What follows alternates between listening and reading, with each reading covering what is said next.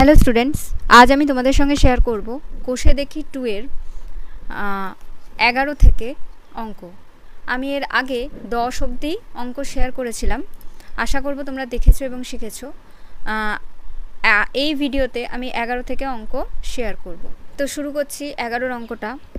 দেখো 11 অঙ্কে বলেছে বার্ষিক 8% হার সরল সুদে কত বছরে 600 টাকার সুদ 168 টাকা হবে হিসাব করে লিখি। তো এখান থেকে নিশ্চয়ই বুঝতেই পারছো যে 8% হবে স্মল আর, ঠিক আছে। 600 টাকাটা হবে হচ্ছে কত বছরে 600 টাকার সুদ, 600 টাকাটা হবে হচ্ছে পি, 168 টাকা হবে আই। তাহলে কত বছরে, মানে বছরের কথা জানতে চেয়েছে, তাহলে টি মানে টিটা আমার কাছ থেকে জানতে চেয়েছে। তাহলে আমাদের ছকটা তৈরি করতে হবে। দেখো আমি ছক তৈরি করে ফেলেছি। 8টা বলে দিয়েছে যে 8, পিটা বলে দিয়েছে 600, আই হচ্ছে 168, টি হচ্ছে কত।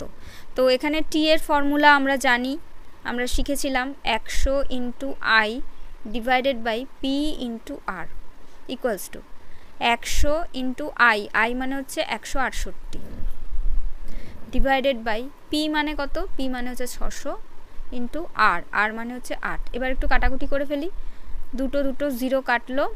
আচ্ছা, এটা কাটবে, এটা 8 দুগুণে 16, 8 একে 8, এটা কাটছে 3 দিয়ে কাটছে, 3 দুগুণে 6, 3 সাতে 21, ব্যাস আর কিছু কাটছে না। তাহলে 7/2 বছর, 7/2 মানে এটাকে আমরা মিক্সড ফ্র্যাকশনে নিয়ে আসবো, অর্থাৎ মিশ্র ভগ্নাংশে। 3 দুগুণে 6, 1, তাহলে 3 পূর্ণ 1/2 বছর। তাহলে এটাই হচ্ছে আনসার। আমি এইভাবে আনসার লিখছি, কিন্তু তোমরা কিন্তু পুরো আনসারটা লিখবে। পুরো আনসারটা হবে কত বছরে 600 টাকার সুদ 168 টাকা হবে, এরকম বলা হয়েছে। তাহলে তোমাকে লিখতে হবে 3 পূর্ণ 1/2 বছরে 600 টাকার সুদ 168 টাকা হবে। এইভাবে পুরো উত্তরটা লিখবে। এরপর 12 অঙ্কে চলে আসছি। দেখো 12 অঙ্কটায় বলেছে যদি বার্ষিক 10% হার সরল সুদে 800 টাকা ব্যাংকে জমা দিয়ে সুদে আসলে 1200 টাকা ফেরত পাই, তবে ওই টাকা কত সময়ের জন্য ব্যাংকে জমা ছিল হিসাব করে লিখি। আচ্ছা, এক্ষেত্রে 10টা হচ্ছে আর, আমরা জানি যে পার্সেন্টেজ যেখানেই থাকবে সেটা হবে স্মল আর, ঠিক আছে। এবার বলেছে সরল সুদে 800 টাকা ব্যাংকে জমা দিচ্ছে।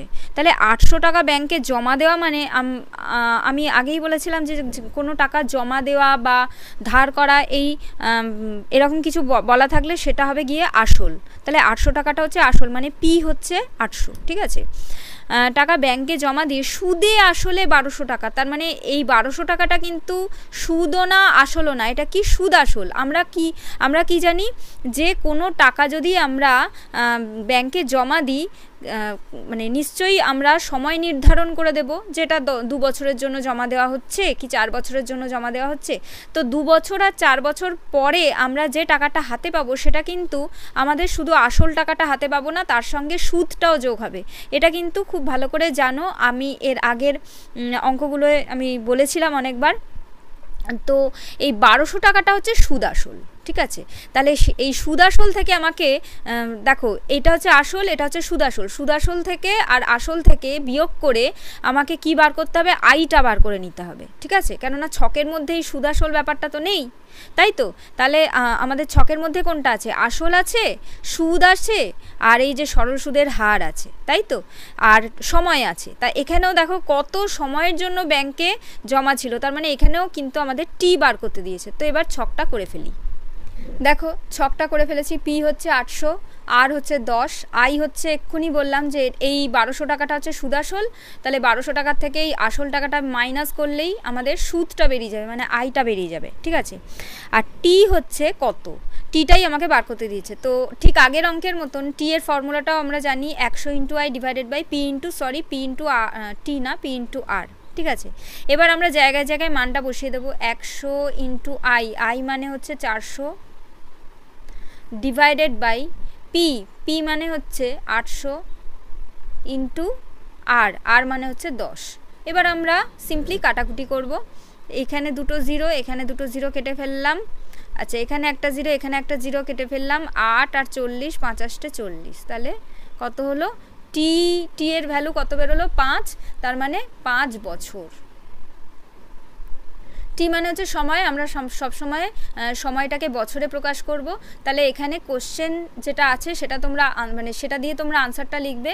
আমি এখানে আনসার লিখে দিলাম, কিন্তু তোমরা লিখবে হচ্ছে কি, তোমরা লিখবে হচ্ছে কত সময়ের জন্য ব্যাংকে জমা, ওই টাকা কত সময়ের জন্য ব্যাংকে জমা ছিল।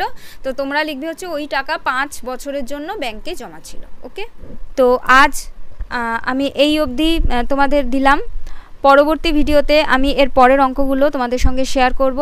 অঙ্কগুলো খুবই প্রয়োজনীয়, তো তোমাদের বন্ধুদের সঙ্গে অবশ্যই ভিডিওগুলো শেয়ার করো, ভিডিওটাতে লাইক দিও। আর যারা ইউটিউব থেকে দেখছো তারা আমার চ্যানেলটাকে সাবস্ক্রাইব করে দিও। আর যারা ফেসবুক পেজ থেকে দেখছো তারা আমার পেজটাকে ফলো আর লাইক করে দিও।